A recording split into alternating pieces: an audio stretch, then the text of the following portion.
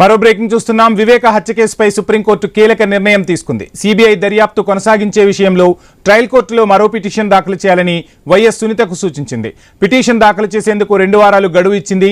8 వారాల్లో నిర్ణయం ప్రకటించాలని ట్రయల్ కోర్టును ఆదేశించింది.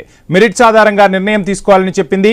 అయితే నిందితుల బెయిల్ రద్దు విషయంలో ట్రయల్ కోర్టు నిర్ణయం వెలువడే వరకు తాము జోక్యం చేసుకోలేమని ధర్మాసనం వెల్లడించింది. పిటిషన్లపై తదుపరి విచారణ వాయిదా వేసింది.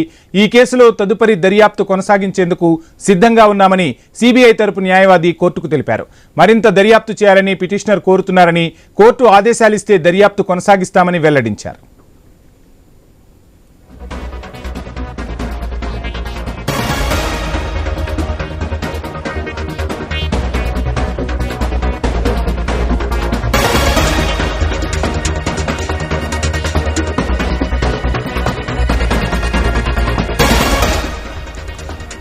వివేక హత్య కేసుపై సుప్రీంకోర్టు కీలక నిర్ణయం తీసుకుంది. సిబిఐ దర్యాప్తు కొనసాగించే విషయంలో ట్రయల్ కోర్టులో మరో పిటిషన్ దాఖలు చేయాలని వైఎస్ సునీతకు సూచించింది.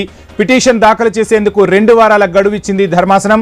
8 వారాల్లో నిర్ణయం ప్రకటించాలని ట్రయల్ కోర్టును ఆదేశించింది. మెరిట్స్ ఆధారంగా నిర్ణయం తీసుకోవాలని చెప్పింది. అయితే నిందితుల బెయిల్ రద్దు విషయంలో ట్రయల్ కోర్టు నిర్ణయం వెలువడే వరకు తాము జోక్యం చేసుకోలేమని ధర్మాసనం తేల్చి చెప్పింది. పిటిషన్లపై తదుపరి విచారణను వాయిదా వేసింది. ఈ కేసులో తదుపరి దర్యాప్తు కొనసాగించేందుకు సిద్ధంగా ఉన్నామని సిబిఐ తరపు న్యాయవాది కోర్టు దృష్టికి తీసుకొచ్చారు. మరింత దర్యాప్తు చేయాలని పిటిషనర్ కోరుతున్నారని, కోర్టు ఆదేశాలిస్తే దర్యాప్తు కొనసాగిస్తామని వెల్లడించారు.